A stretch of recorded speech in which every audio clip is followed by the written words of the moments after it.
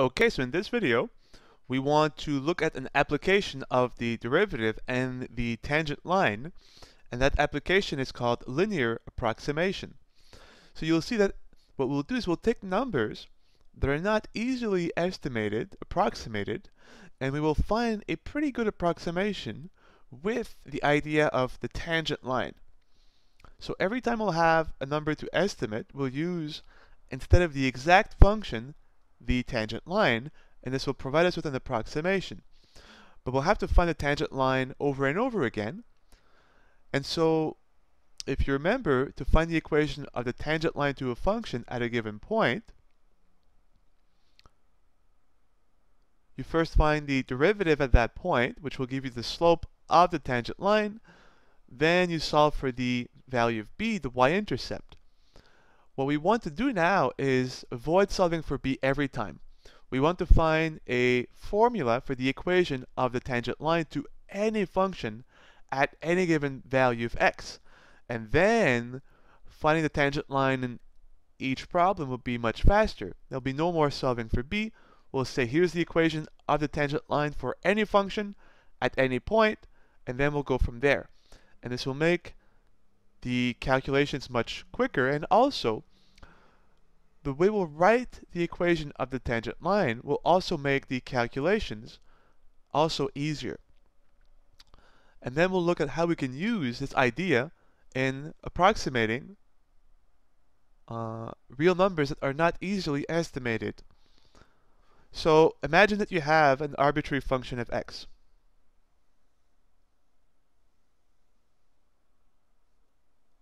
Just for argument's sake, we'll assume that y is increasing. This is a function y equals f of x. And suppose we consider the equation of its tangent line at this point. So say this is an arbitrary value of x, say x 0. Draw the tangent line.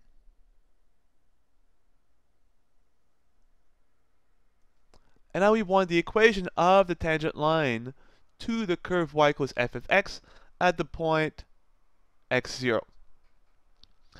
And I'll use a special notation that we haven't looked at so far to denote the tangent line to the function f of x at the point x0. And I'll use quite simply t for tangent line at, so subscript x0, and this means the tangent line to the function y equals f of x, but the tangent line where? At x equals x0. And of course the tangent line is a function of x. So it's the tangent line to the function f of x at x0, and that is a function of x. Right? As you change the x value, you'll get a different y value on the tangent line. And that's a notation that I'll be using. If you want, you can replace t by L for line. I prefer the letter t for tangent line. If you prefer, you can use L sub x0 for the line at this point. Okay, so now let's find the equation of the tangent line. And you see that we'll have a formula for any tangent line because we have an arbitrary function and an arbitrary value of x. Well, let's look at the y value about this point. Right? This is a point on the curve. So if x is x0, y will be f of x0.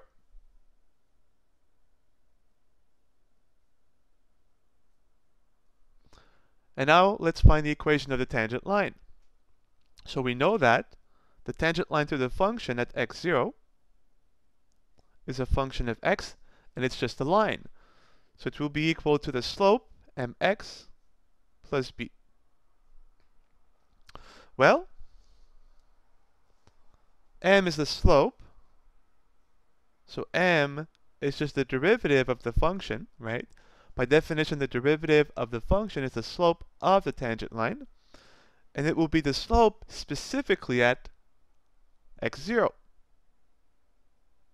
because we want the slope of the tangent line at this point, so we want the derivative of the function at x equals x0. So there you have it. You have the slope. Let us now solve for b. Because the tangent line not only has f prime of x0 as the slope, but it passes through the point x equals x0, y equals f of x0. So we have the point x equals x0, y equals f of x0. So we can replace now in the equation of our tangent line. This is the y value, and the tangent line passes through this point, so the y value will be the value of the function at x0 equals m, the slope, that's f prime at x0, times the x value, which is x0, plus b. Well, we can now solve for b. Subtract f prime of x0 times x0, and you'll have your b. And so b will be f of x0 minus f prime at x0 times x0. And now let's substitute back in the equation of our tangent line, right? This will be our conclusion. So the equation of the tangent line to the function at x0 as a function of x will be the slope f prime at x0 times the x value, x, plus b, and we have just solved for b here. It is plus f of x0 minus f prime at x0 times x0.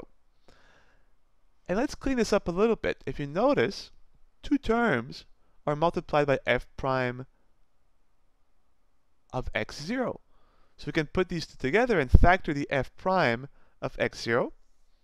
But we'll first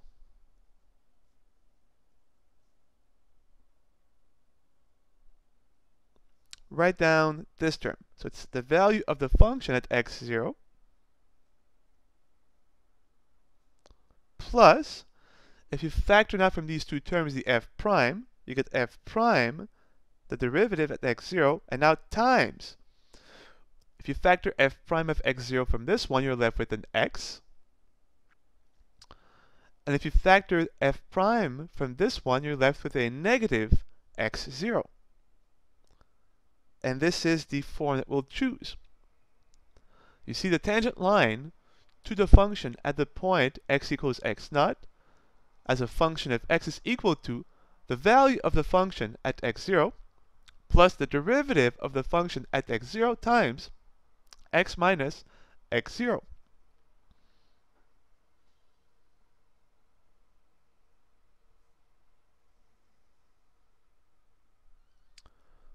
So whenever we want the equation of the tangent line to any function at any point, we won't have to first find m, then isolate b, then substitute back. All we have to do is find the value of the function at x0, the derivative of the function at x0, plug these two values in, and we have the equation of the tangent line to the function at x equals x0. And this will really speed things up.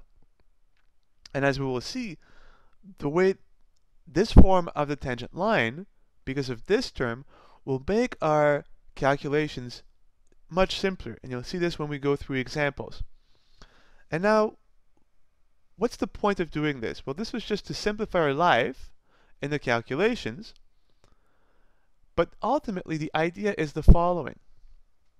We are going to want to approximate the value of complicated functions at given values of x. And the idea is it's not easy to figure this out directly.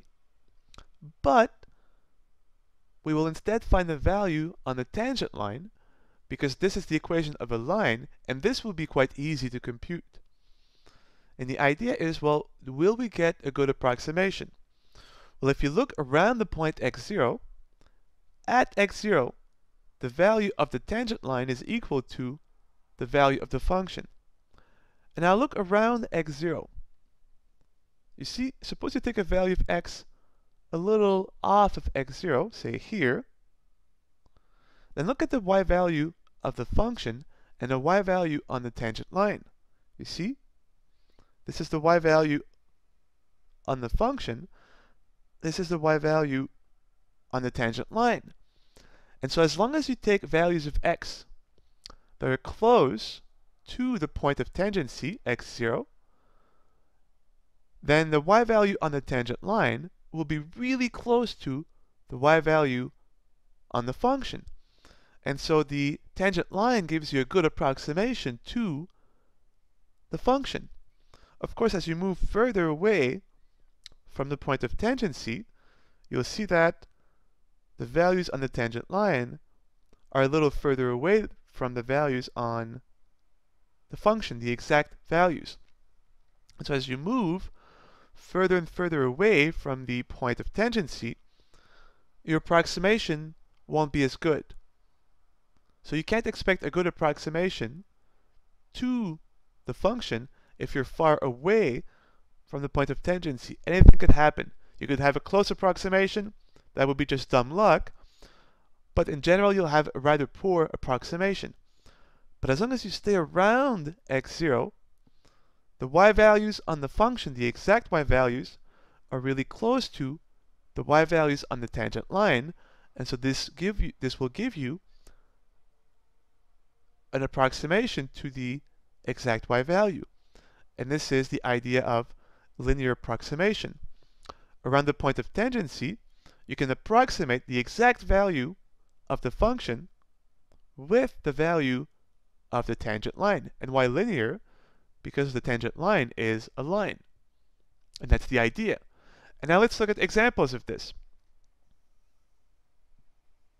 And let's write this as a conclusion. So if, as we've just said, if x is close enough, is approximately x0, so as long as we are taking x values around the point of tangency, the y values of the function will be really, really close to the y values on the tangent line. So if x is really close to the point of tangency, then the function is approximated by the tangent line at this point. And this is really the idea of linear approximation. As long as you stay close to the point of tangency, the tangent line is really, really close to the exact function, and so the values on the tangent line will give you approximate values for the function. Let's look now at, say, 2 or 3 examples of this idea.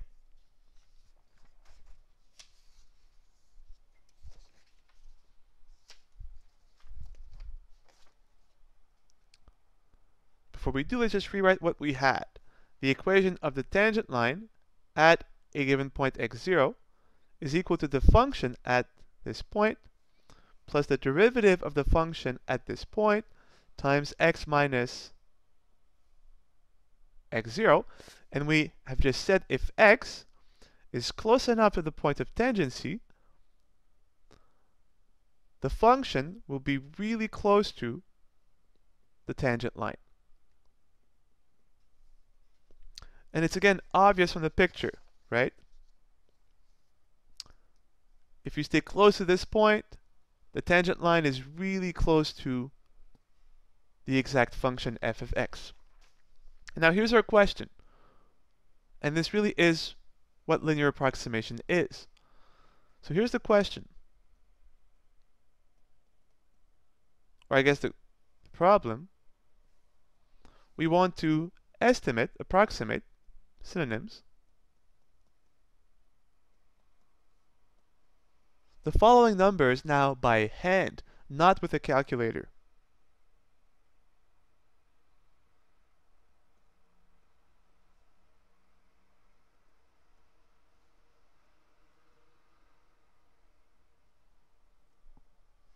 And we'll do this using our idea of linear approximation. So problem 1. Suppose I ask you to give me a good approximation to, say, the square root of 3.0 Let's go with 3.96.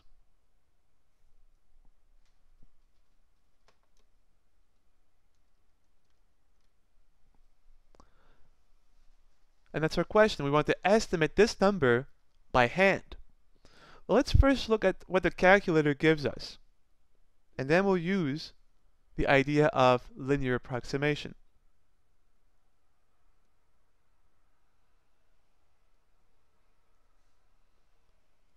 If you use your calculator and you type in the square root of 3.96, you will find that the square root of 3.96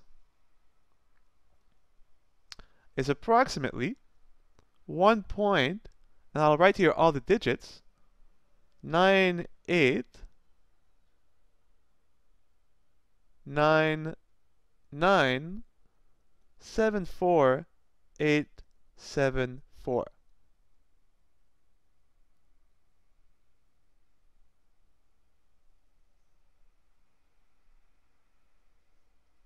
And that's what you get with your calculator. Now we want to approximate this number by hand, not without the calculator, without cheating. Okay, so this is the problem. Well, let's see. To use the idea of linear approximation, we need two things. We need a function of x, f of x, and a point of interest. Well, here's what we have. We take the square root of a number, so the function f of x is just the root of x. And we're trying to estimate the function f of 3.96.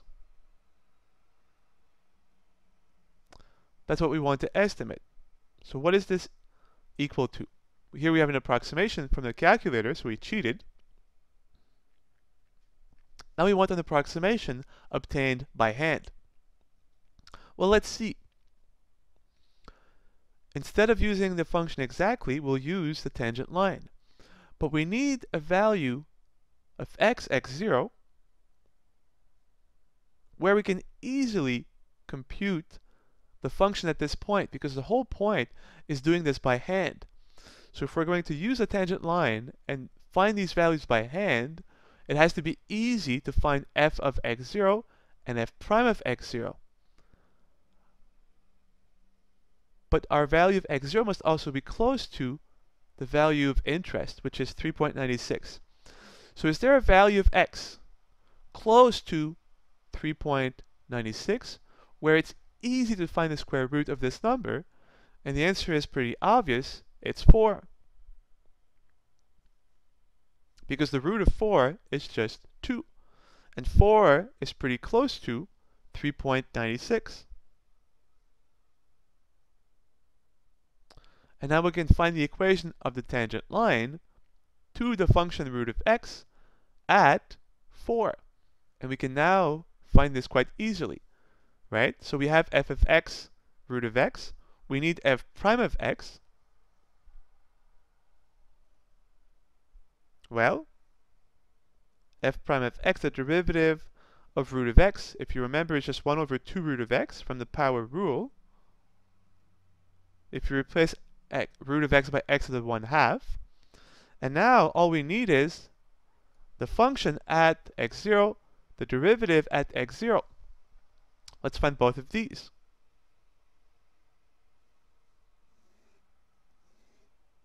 So f of x0 is the square root of x0. That's the root of 4, and that's simply 2.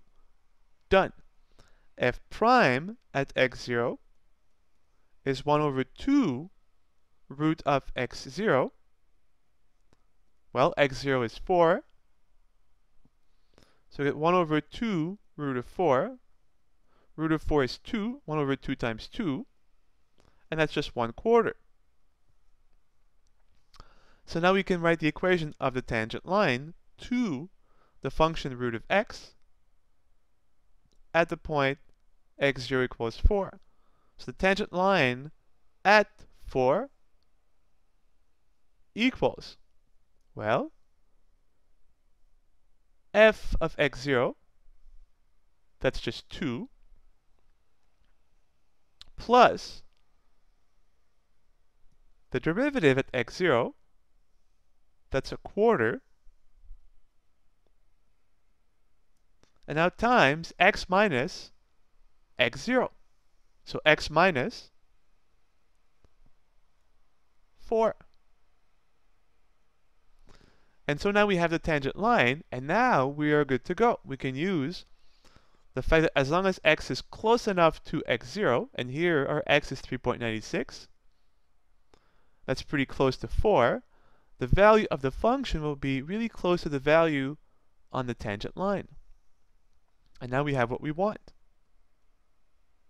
So f of 3.96 will be approximately the value on the tangent line at 3.96.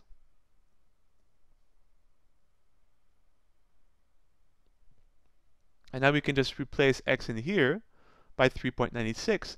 And again, we expect to have a decent approximation because the value of x that we chose, 3.96, is very close to the point of tangency, which is 4. Let's replace now. We have 2 plus a quarter times 3.96 minus 4. What does that give us? Well, 2 plus 1 over 4, 3.96 minus 4 is going to be negative 0.04.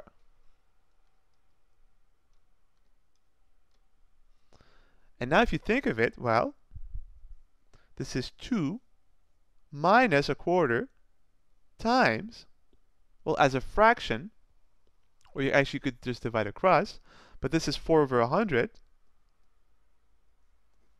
So you're left with negative 1 over 100.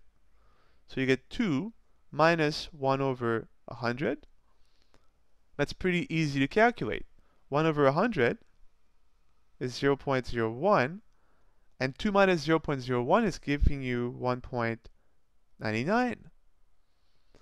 And you see by hand, this is our conclusion. By hand, we were able to estimate f of 3.96, but that's just equal to the root of 3.96.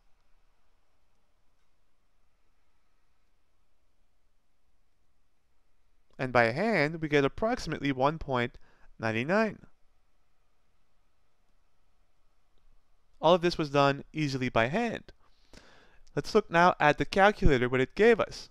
The calculator gave us that 3.96 was approximately 1.98, 9974874.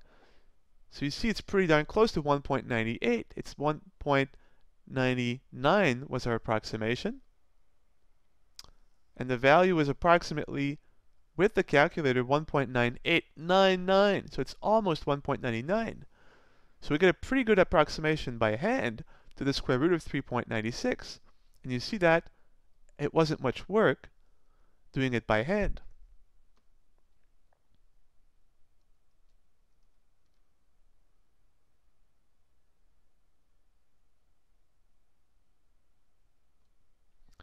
Let's approximate with our tangent line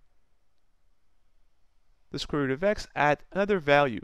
What if we take, say,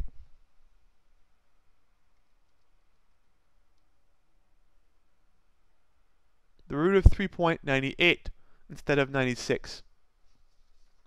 We can use the same tangent line. So if we want to now the root of 3.98, this is f of 3.98. Our function was the square root function. 3.98 is very close to 4. This will be approximately the tangent line at the point 4, and we evaluate at 3.98. So as before, we get 2 plus a quarter x 3.98 minus 4. And now we can compute this and approximate. We'll get approximately, well, exactly actually, 2 plus a quarter 3.98 minus 4, negative 0.02. 2 minus 1/4. This is 2 over 100, so times 2 over 100. And if you think of it, here do 2 minus 2 over 1/4, 2 over 4, sorry, is 0.5. It's 1/2, so you get minus 0.5 over 100, which gives you what? Well, 2 minus, if you divide 0.5 by 100, you get minus 0.005. And of course, 2 minus this will give you 1.995. And you see, by hand, using the linear approximation, the value on the tangent line, we get that approximately root of 3.98 is 1.995. And this is our approximation by hand.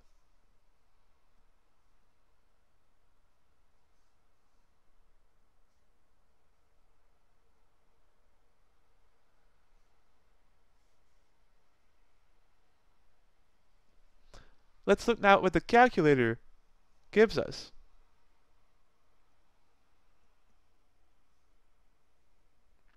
And you can see it's not obvious that the root of 3.98 is approximately 1.995, right? This is not an obvious statement.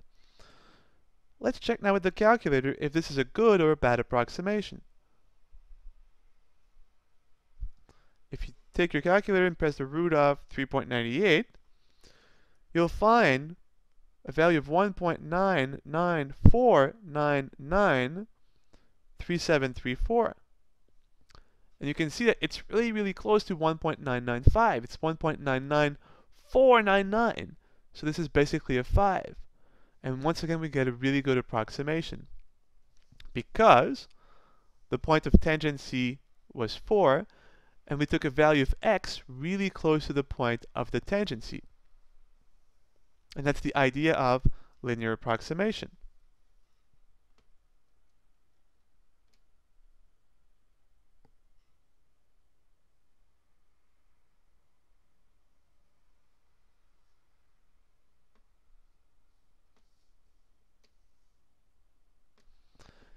Let's do one more with the square root, and then we'll look at a cube root. What if we did just the square root of 3? Now we're a little farther away from 4, right? If we did, what about root of 3? This is f of 3.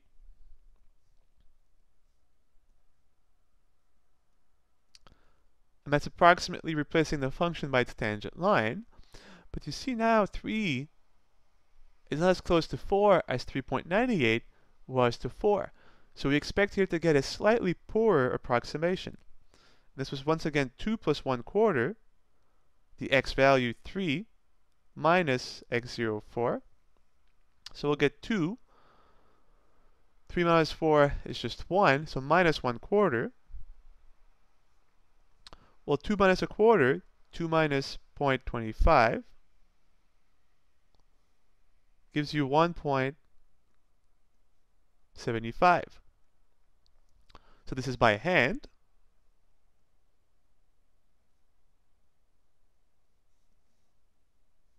The root of 3 using, instead of the function, the linear approximation, the tangent line, we get roughly 1.75. What about the calculator now?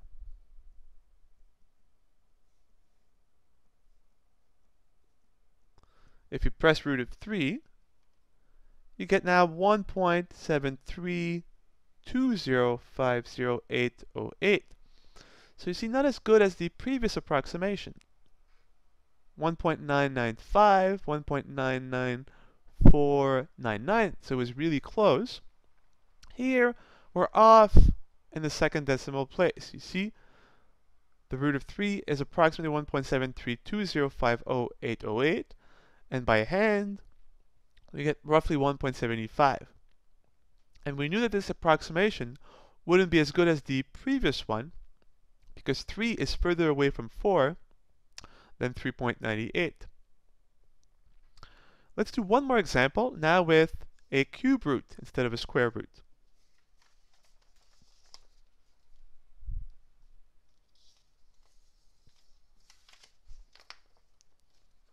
So suppose this is number 2 that we want to approximate, say the cube root of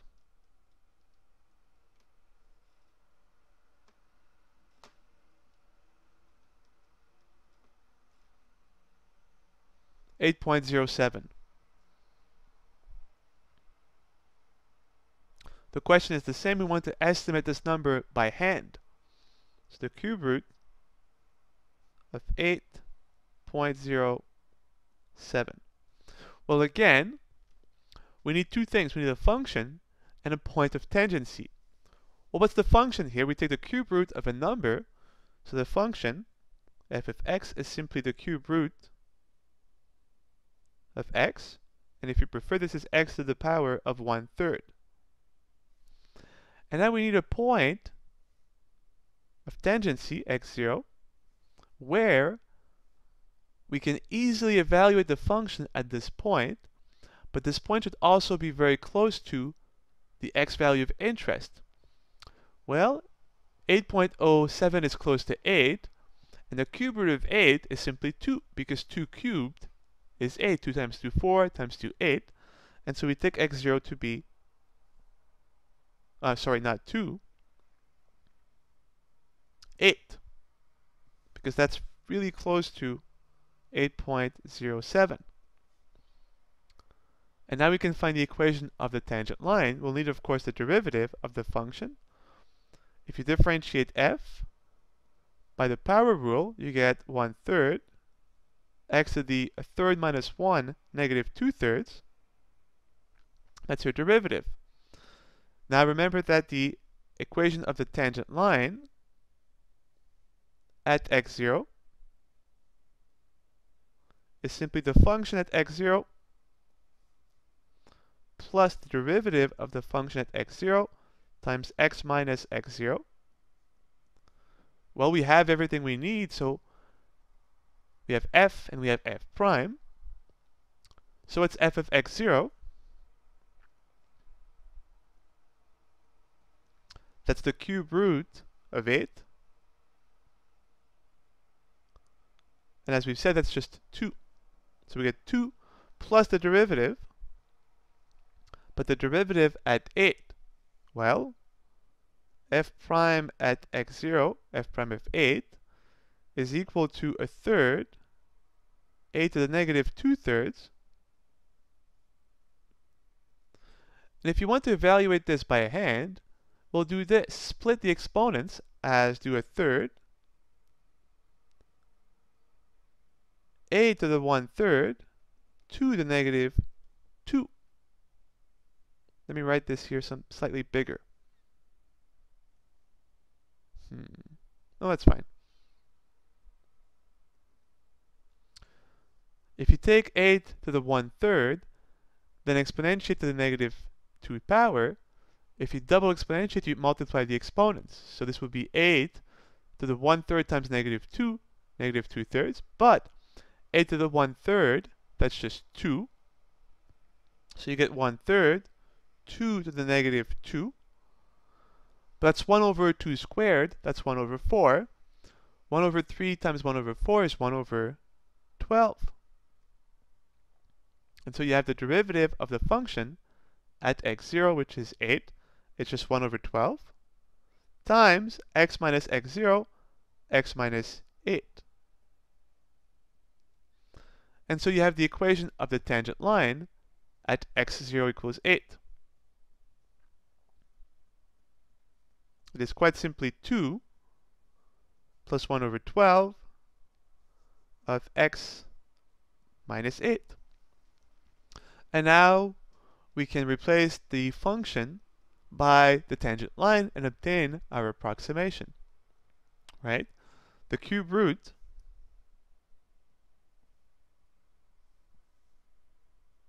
of 8.07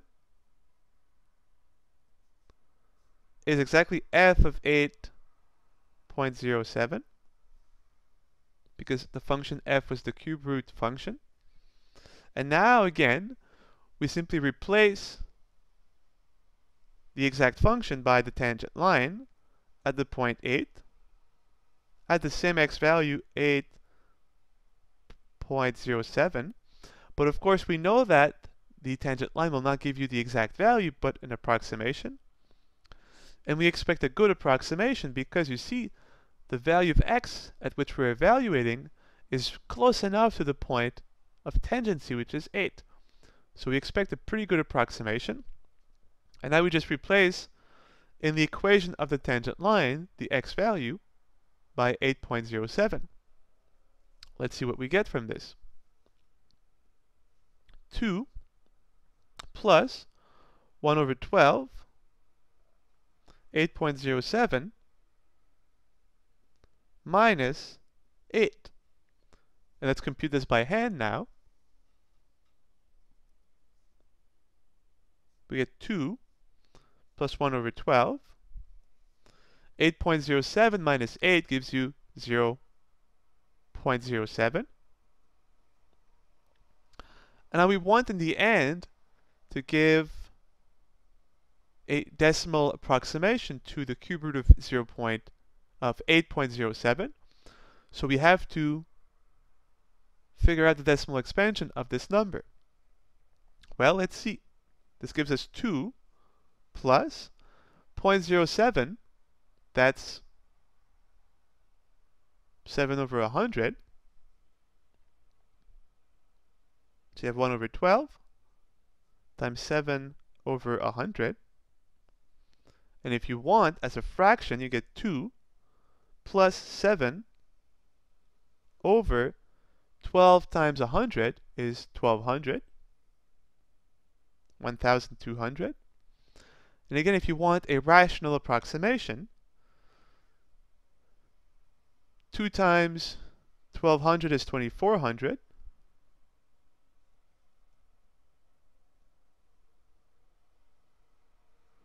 Plus 7 over 1200. This will give you 2407 over 1200. But you see, that's not so great because it's rather a big fraction, and it doesn't really give you a feeling for the decimal value of the cube root of 8.07. And that's really what we want. In a sense, we want a numerical feeling for what the value is. And now what we have given is a rational approximation, right? We're saying that the cube root of 8.07 is approximately 2407 over 1200. That doesn't really say much. Let's now, using our long division, figure out the decimal expansion for this number. There's two ways you could do this.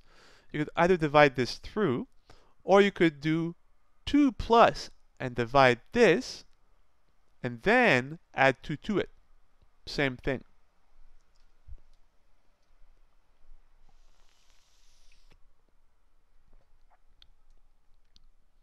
I'll prefer to leave the 2 here, and then I'll divide 7 by 1200, find the decimal expansion to this value, and then I'll just add the integer value of 2 instead of taking this one. But it makes no difference. So let's do this now.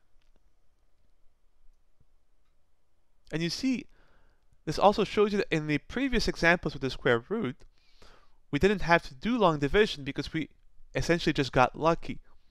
We ended up with a fraction that was really easily converted into a decimal expansion. This is now not so obvious, so we have to do it by hand, but we can also be clever about this, right? If you divide 7 by 1200, don't do this. Instead, do 7 over 12, divide 7 by 12, and then divide by 100, because this will just move the decimal place by 2 places. So do 7 over 12. So we divide 7 by 12, as we did in grade school. So how many times can you fit 12 into 7? The answer is 0 times. Multiply by 10, because we moved the decimal place by 1. How many times can you fit 12 into 70 now? Well, 5 times 12 is 60. 6 times 12 will give you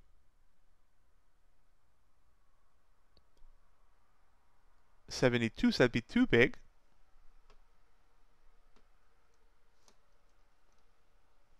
So the answer is 5.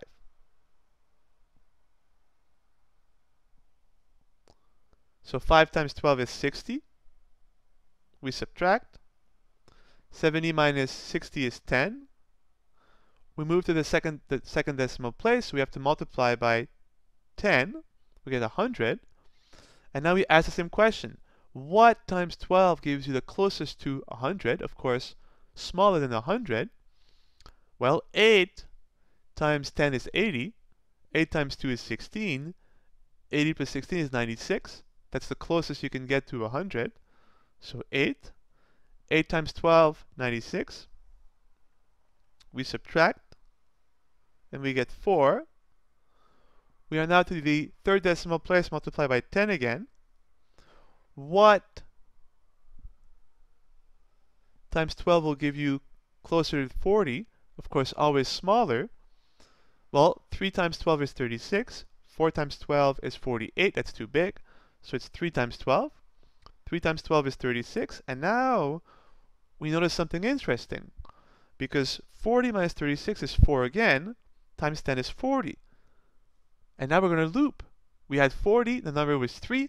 We get 40 again, and so we'll get 3, 3, 3 to infinity. We'll always get 40 forever. So we get 0.583 periodic. The 3 will repeat itself forever. And now with long division, we have the decimal expansion of 7 over 12. 7 over 12 in decimal form is exactly 0.583 periodic. So 7 over 1200 is just 7 over 12 divided by 100. So 7 over 1200 will be 0. If you divide by 100, you move the decimal place by 2, the decimal by 2 places.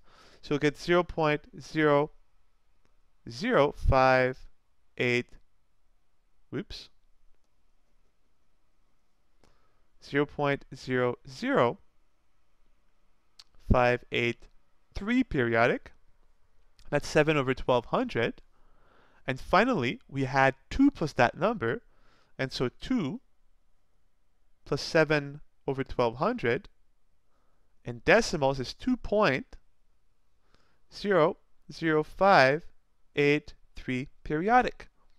And now we have the decimal expansion of our rational number.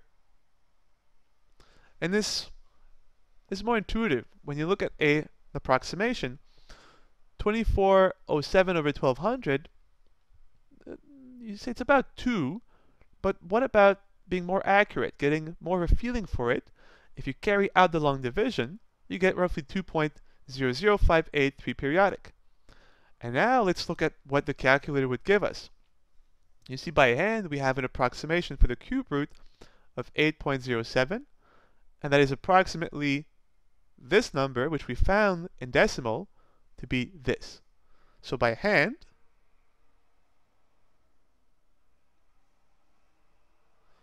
we have estimated the cube root of 8.07 to be approximately 2.00583 periodic. And once again, this is not an obvious estimation. It's not clear just by looking at the cube root of 8.07 that will be approximately this in decimal form. Now let's ask, well, how good is this? Let's now cheat and use our calculator.